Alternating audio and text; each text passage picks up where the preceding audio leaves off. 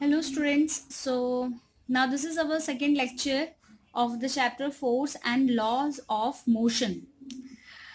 Uh, Let us revise a few points that we had discussed in the previous lecture. That is about what is force, what are the effects of force and types of forces. These were the three major points that we had discussed in the previous lecture. And in types of forces we had discussed about balanced and unbalanced force, and I told you that unbalanced force is very important. Okay.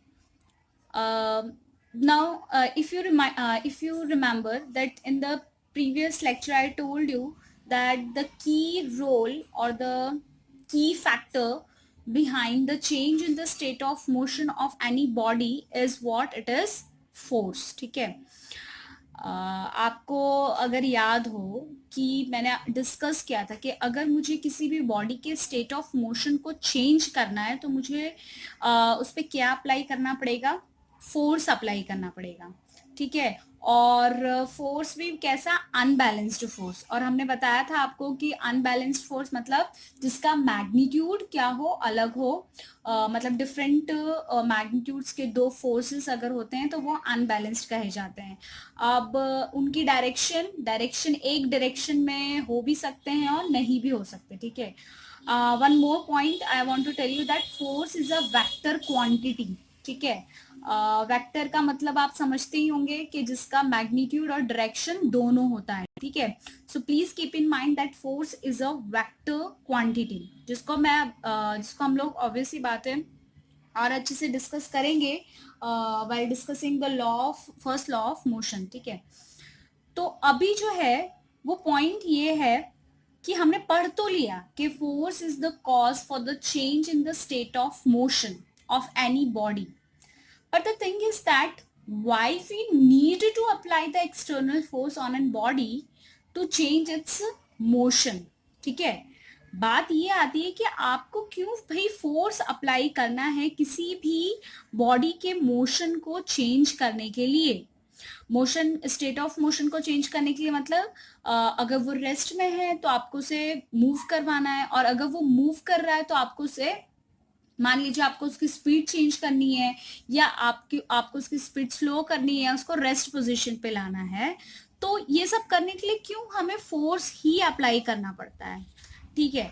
अब इसका एक answer है, it is due to inertia. मतलब इसका अगर answer पूछा जाए तो आप क्या कहेंगे, इनर्शिया. अब हम ये पढ़ेंगे that what exactly inertia is. So what exactly inertia is? Okay. So inertia basically it is an intrinsic property of any body, and this property is related to the mass of the body. ठीक है. तो इसको मतलब इसका ये मतलब हुआ कि अगर कोई भी बॉडी है जिसका मास है, उसकी एक इंटरनल प्रॉपर्टी होती है, वो होती है इनर्शिया. ठीक है. इसका मतलब मैं हूं, आप हैं, if it is a table, if it is a chair, if it is a wall, whatsoever the thing is there which is having the mass, then there will be an intrinsic property to that particular body, and that property is known as your inertia. Okay. Now what this property does, अब ये property करती क्या है, ये तो हमें पता चल गया कि अगर किसी भी बॉडी का मास है तो उसकी एक इंट्रिंसिक, एक इंटरनल प्रॉपर्टी होगी. जैसे कि हमारी बॉडी, तो हमारी बॉडी में एक डाइजेस्टिव सिस्टम है. ठीक है. वो इंट्रिंसिक है. अगर आप एक ह्यूमन बींग है तो उसको डाइजेस्टिव सिस्टम्स तो होगा, तो we know that it is going to digest our food. So इसी तरीके से अगर कोई भी बॉडी है जिसका मास है, तो आई told you that inertia is the intrinsic property of the body which is having the mass. तो ये प्रॉपर्टी करती क्या है. ठीक है.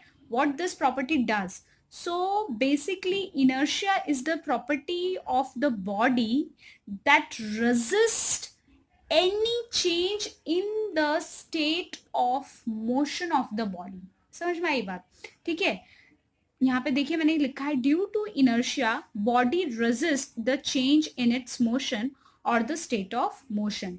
तो इनर्शिया एक ऐसी प्रॉपर्टी है बॉडी की जो बॉडी के स्टेट ऑफ मोशन में कोई भी चेंज आता है तो उसको रेजिस्ट करती है, मतलब उसको रोकती है. समझ में आ रही बात. जैसे कि अगर बॉडी रेस्ट पे है और अगर आपको उसे मोशन में लाना है तो आप बिना फोर्स अप्लाई किए उसको मोशन में नहीं ला सकते। क्यों? क्योंकि बॉडी का ये इंट्रिंसिक एक इंटरनल प्रॉपर्टी है कि भाई वो किसी भी चेंज को क्या करती है, रेजिस्ट करती है, रोकती है। तो अगर आप किसी भी चीज को रोक रहे हैं लेकिन फिर भी कोई है जो वो काम करवाना चाहता है, तो ऑब्वियसली बात है उसको एक्सटर्नल फोर्स तो अप्लाई करना ही पड़ेगा। ठीक है, हाँ। तो इसी कारण this is the only reason that for changing the state of motion we need to apply an unbalanced force on any body। समझ में आया? मतलब कि ऐसा है कि भाई आपको अगर कोई रेस्ट बॉडी है उसको मोशन करवाना है या मोशन में है और उसको आपको रेस्ट में लाना है, तो आपको उस पे एक्सटर्नल फोर्स अप्लाई करना पड़ेगा, and that is due to the inertia of the body, because inertia of any body allows it to remain in the state of the particular motion, okay, and it resists any change in its motion। अब इस चीज को जो है हम एक example से समझते हैं। Suppose you are sitting in a bus which is moving with a uniform velocity, okay. Now all of sudden the driver has applied the brake. So if the driver has applied the brake, you will feel a jerk, okay, and due to this jerk आप क्या होगा, आप आगे की तरफ झुकेंगे या आपको आगे की तरफ एक धक्का महसूस होगा। तो वो धक्का आपको क्यों लगा? क्योंकि पहले आपकी जो बस थी वो मूव कर रही थी, फिर अचानक से आपने उसको क्या कर दिया, रोक दिया। तो बस मूव कर रही थी, तो along with the bus you were also in motion, your body was also in motion, okay. फिर अचानक से जब उसको रेस्ट में लाए तो बॉडी क्या है, वो रेडी नहीं थी कि पहले मूव कर रही थी, तो अब उसको अचानक से रोक दिया, तो उसका क्या हुआ, स्टेट ऑफ मोशन आपने क्या कर दिया, चेंज कर दिया। तो वो जो चेंज हुआ है उस चेंज को वो रेजिस्ट करने के लिए क्या करती है, आगे की तरफ झुक जाती है, वो धक्का वो क्या करती है, महसूस करती है। तो दिस इज व्हाट हमने एक्सटर्नल फोर्स अप्लाई किया ब्रेक के तरीके से, और वो ब्रेक जब लगा तो आपकी जो चलती हुई बस थी वो अचानक से रुक गई। तो आपकी बॉडी जो मूव कर रही थी उसका भी मोशन क्या हुआ, स्टेट ऑफ मोशन चेंज हो गया। तो इनर्शिया जो है वो तो नहीं चाहता था कि आपका स्टेट ऑफ मोशन चेंज हो, मतलब आप मूव कर रहे हैं तो वो चाहता था कि वो मोशन में ही रहे, लेकिन ब्रेक अप्लाई करने के कारण, एक्सटर्नल फोर्स अप्लाई करने के कारण आपकी बॉडी जो है वो उसे क्या करना पड़ा, वो फोर्स इतना ज्यादा था कि आपकी बॉडी इनर्शिया जो अपना चाह रहा था कि वो स्टेट ऑफ मोशन मेंटेन रहे, वो नहीं कर पाया, और इस कारण से आपकी बॉडी को क्या हुआ, जर्क महसूस हुआ। ठीक है, फिर एक और एग्जाम्पल से हम समझते हैं, that is the example of this glass. ठीक है, ये ग्लास है, ग्लास के ऊपर ये एक कार्डबोर्ड समझ लीजिए रखा गया है, और ये कार्डबोर्ड के ऊपर मैंने 5 रुपीज का कॉइन रखा है। ठीक है, तो 5 रुपीज का कॉइन रखा है। अब मैं क्या कर रही हूँ, I am applying the force from this direction to this cardboard. समझ में आ रही है बात? Now the force has been applied to this cardboard in this direction. So now if I am applying the force like this way, तो क्या होगा, आपका कार्डबोर्ड को अगर आप फोर्स अप्लाई कर रहे हैं तो कार्डबोर्ड आपका खिसक जाएगा, और ये जो कॉइन है that will be drop inside your glass. Okay, so why this happened? You have applied force to this cardboard and the coin is just kept above to this cardboard, so it should move along with the cardboard. ठीक है ना? अगर आपने भाई cardboard के ऊपर coin रखा है और आप फोर्स इस तरीके से अप्लाई कर रहे हैं, तो कार्डबोर्ड जब आप फोर्स अप्लाई करें तो कार्डबोर्ड इस तरफ मूव करेगा।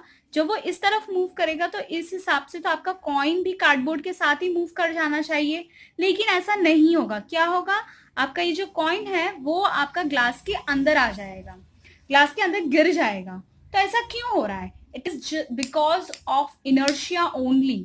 ठीक है, आपने इसको फोर्स अप्लाई किया तो ये फोर्स, एक्सटर्नल फोर्स के कारण ये तो मूव कर जाएगा, लेकिन ये जो है वो चेंज इन द मोशन को रेजिस्ट करेगा ड्यू टू इनर्शिया, और वो अपनी इसी पोजीशन को मेंटेन रखने की कोशिश करेगा, और इस पोजीशन को मेंटेन रखने के चक्कर में जब यहाँ से कार्डबोर्ड हट जाएगा तो वो क्या हो जाएगा, नीचे की तरफ गिर जाएगा। ठीक है, तो ये सारा जो खेल है वो खेल किसका है, इनर्शिया का। इनर्शिया क्या करता है, it is an intrinsic property किसी भी बॉडी का जिस भी बॉडी का मास है तो वो हमेशा क्या चाहेगी, वो अपने स्टेट ऑफ मोशन को मेंटेन रखना चाहेगी, वो उसमें कोई भी चेंज नहीं चाहती है। तो अगर मुझे उसको चेंज करना है तो मुझे क्या अप्लाई करना पड़ेगा, मुझे उस रेजिस्टेंस को ओवरकम करने के लिए एक फोर्स अप्लाई करना पड़ेगा।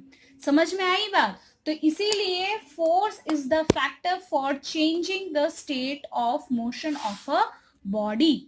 ठीक है, अब हमने ये तो देख लिया कि इनर्शिया क्या है, तो अब हम देखेंगे कि इनर्शिया और मास के बीच में रिलेशन क्या है।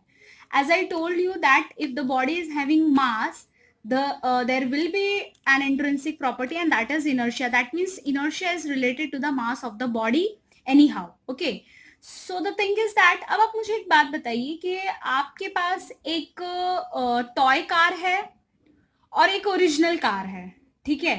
तो आपको एक टॉय कार के मोशन को चेंज करना है, मतलब आपको सिंपली हाथ लगाकर उसको आपको क्या करना है, मोशन मिलाना है। और वैसे ही एक ओरिजिनल कार है, तो क्या आप उसको हाथ से धक्का देकर चला पाएंगे या उतना ही फोर्स से चला पाएंगे जितना फोर्स आप एक टॉय कार को देके उसका मोशन करवा रहे हैं? नहीं, है ना? ऑब्वियसली बात है, टॉय कार को आप जितना फोर्स दे रहे हैं क्या उतना ही फोर्स आप एक ओरिजिनल कार को लगाएंगे तो वो मूव करेगी? नहीं करेगी। क्यों? क्योंकि टॉय कार जो है उसका मास कम है as compare to mass of the original car. ठीक है, जो आपकी सही कार है, बड़ी वाली जो कार होती है, अगर आप उसको फोर्स लगाए उतना ही फोर्स लगाएंगे जितना आप टॉय कार को लगा रहे हैं तो वो मूव नहीं करेगी। ठीक है, तो इसका मतलब ये है कि जितना ज्यादा मास है उतना ज्यादा इनर्शिया होगा। क्योंकि इनर्शिया ज्यादा होगा तो इसका मतलब कि आप वो चेंज इन मोशन को ज्यादा रेजिस्ट करेगा, और अगर ज्यादा रेजिस्ट करेगा, ज्यादा रोकेगा, तो आपको ज्यादा फोर्स लगाना पड़ेगा उसके रेजिस्टेंस को ओवरकम करने के लिए, है ना? तो इसका मतलब तो यही होता है। तो इसका मतलब ये हुआ कि ज्यादा मास है तो इनर्शिया भी ज्यादा होगा, और अगर इनर्शिया ज्यादा है तो फोर्स भी ज्यादा होगा। तो इसका मतलब कहीं ना कहीं आपका जो इनर्शिया है और जो फोर्स है वो दोनों किस पे डिपेंड कर रहे हैं? They both are depending on mass. Very important. ठीक है, दोनों किस पे डिपेंड कर रहे हैं? फोर्स और इनर्शिया मास पे। अगर मास ज्यादा है, ज्यादा मास है, तो इनर्शिया जो होगा वो ज्यादा अप्लाई होगा, मतलब रेजिस्टेंस जो है वो ज्यादा अप्लाई होगा। तो उस रेजिस्टेंस को ओवरकम करने के लिए हमें फोर्स भी जो है वो ज्यादा मैग्नीट्यूड पे लगाना होगा। समझ में आ रही है बात? तो फोर्स भी क्या हुआ, डायरेक्टली कहीं ना कहीं मास से क्या हो गया, रिलेट हो गया। ये चीज आपको ध्यान में रखनी है। ठीक है, because when we are going to discuss about the second law of motion, तब आपको ये चीज बहुत इंपॉर्टेंट होगी, that force is related somewhere directly with the mass. ठीक है, तो yes, तो this you have to keep in mind के if the mass of the body is more, then inertia that has been applied by the body will be more, and to overcome that inertia, that is the resistance in the change of the state of motion of the body, you need to apply more amount of force anyhow. Okay, so we got the idea about the inertia, mass. Now we will move to our first law of motion. Okay, so this is the Newton's first law of motion, very important. First of all, let's see that what it states. It states that a stationary object remains stationary and an object performing uniform linear motion continues to do so unless an unbalanced force acts on it. तो Newton का first law क्या कहता है? Newton का first law कहता है कि एक स्टेशनरी ऑब्जेक्ट है वो स्टेशनरी ही रहेगा, या एक बॉडी है जो यूनिफॉर्म लीनियर मोशन परफॉर्म कर रही है वो यूनिफॉर्म मोशन ही परफॉर्म करेगी। कब तक? जब तक कि उस पर कोई अनबैलेंस फोर्स एक्ट ना हो। समझ में आ रही है बात? इसका मतलब ये है कि if a body is in rest, so it will continue to be in rest position. Okay, and if a body is in motion, a body is in rest will continue to be in rest, and if the body is in motion in uniform motion will continue to with its uniform continuous motion until and unless an unbalanced force acts on it. जब तक कि आप कोई unbalanced force उस पर act नहीं करवाएंगे, जब तक कि आप उस पर एक्सटर्नल फोर्स नहीं देंगे, बॉडी जो है वो अपना स्टेट ऑफ मोशन चेंज करेगी नहीं. ओके और वो क्यों नहीं चेंज करेगी? Because of inertia. इनर्शिया की वजह से अगर वो रेस्ट पे है तो वो रेस्ट पे ही रहेगी, या तो वो अगर कंटिन्यूअस एक लीनियर मोशन परफॉर्म कर रही है तो वो लीनियर मोशन ही परफॉर्म करेगी until and unless an unbalanced force acts on it. जब तक कि आप कोई एक्सटर्नल अनबैलेंस्ड फोर्स उस पर नहीं लगाते वो अपना स्टेट ऑफ मोशन चेंज नहीं करेगी. समझ में आया? और वो क्यों नहीं करेगी? Because of its intrinsic property that is inertia. ठीक है. So one more thing I want to tell you that this first law of motion is also known as law of inertia. So this is law of inertia. क्यों उसको कहा जाता है? क्योंकि first law में ये बताता है कि वो बॉडी जो है वो अपने मोशन को रेजिस्ट करती है, मतलब चेंज इन द मोशन को रेजिस्ट करती है, और ये जो रेजिस्टेंस की प्रॉपर्टी है it is what? It is related to your inertia. इसीलिए हम इस लॉ को लॉ ऑफ इनर्शिया भी कहते हैं. सो this is all for today. Will discuss few questions related to this in the next lecture.